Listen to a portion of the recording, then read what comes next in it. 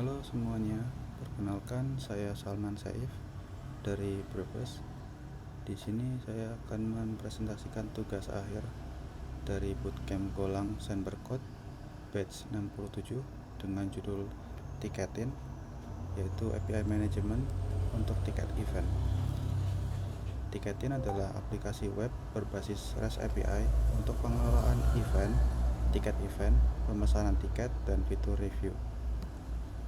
Untuk teknologi yang digunakan di sini adalah Golang sebagai bahasanya, kemudian ada Gin untuk frameworknya, dan PostgreSQL untuk databasenya. Kemudian ada autentikasi menggunakan JWT, kemudian ada Viper untuk manajemen konfigurasi, Swagger untuk dokumentasi API, dan Git untuk version controlnya. Untuk RD diagramnya seperti berikut. Di sini ada tabel user, review, events, order, event type, tiket, dan order item.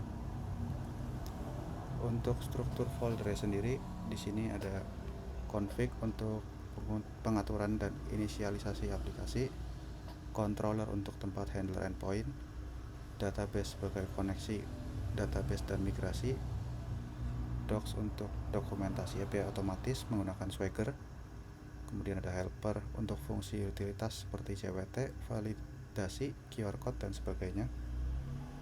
Lalu ada middleware untuk autentikasi dan autorisasi. Selanjutnya ada model repository dan model service untuk memisahkan akses data ke database dan bisnis logiknya. Kemudian ada public untuk file statis yang bisa diakses oleh publik, routes untuk mengelola endpoint, dan yang terakhir ada struts untuk definisi struts yang digunakan pada data model, request, dan respon. Untuk daftar endpointnya sendiri adalah sebagai berikut.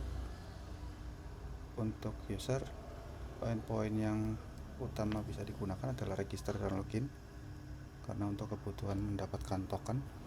Selanjutnya ada event type. Untuk membuat event type, mendapatkan listnya, kemudian update dan delete. Selanjutnya ada event. Untuk event sama, bisa untuk membuat get, update, dan delete juga. Di review bisa untuk membuat, mengambil datanya, dan mengupdate saja.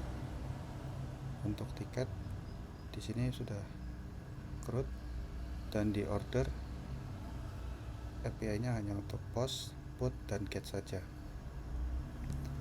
Sekian presentasi yang bisa saya sampaikan. Selanjutnya saya akan mendemokan sedikit tentang cara penggunaannya. Oke, sebentar. Oke, baik.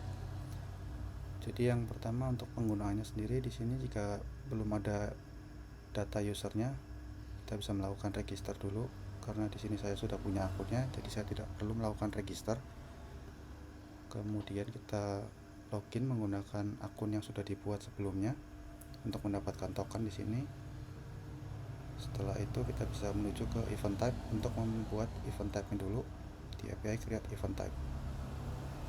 Karena saya sudah membuat event type-nya seperti ini, jadi bisa dilanjut ke step berikutnya, yaitu pembuatan event. Pembuatan eventnya diisi dengan title, description, location, event date, event type ID yang didapat dari API create event type sebelumnya, dan status bisa diisi open maupun close. Jika sudah dibuat, kita bisa membuat tiketnya menggunakan API ini, event ID, tiket create, dengan isian nama, price, kuota. Untuk kuotanya ini isiannya bisa berubah jika user sudah membayar orderan eventnya, maka kuotanya akan berkurang. Tapi jika user meng-cancel orderannya, kuotanya akan kembali ke jumlah sebelumnya. Lanjut, jika tiket sudah dibuat, kita bisa membuat order menggunakan otorisasi user.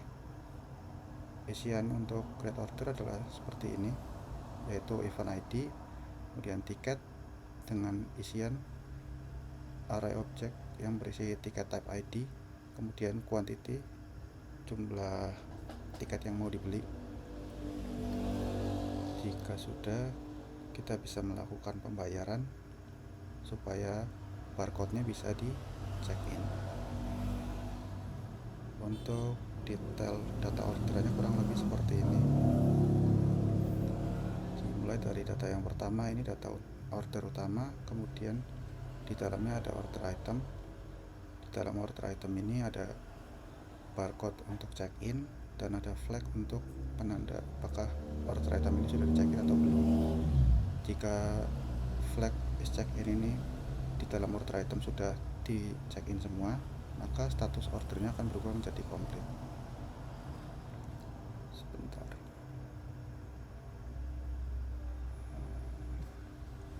Ya, contohnya seperti ini. Untuk check-innya sendiri itu menggunakan barcode, jadi harus di scan menggunakan kamera HP. Namun di sini saya tadi mencoba menggunakan request di postman saja dan hasilnya seperti tadi. Dan yang terakhir ada review.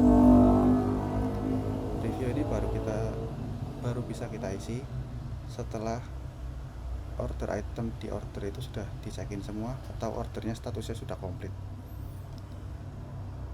Selain create, kita bisa update dan juga mendapatkan list reviewnya. Oke, saya rasa cukup penjelasan tentang penggunaan aplikasi ini. Kurang lebihnya mohon maaf. Terima kasih.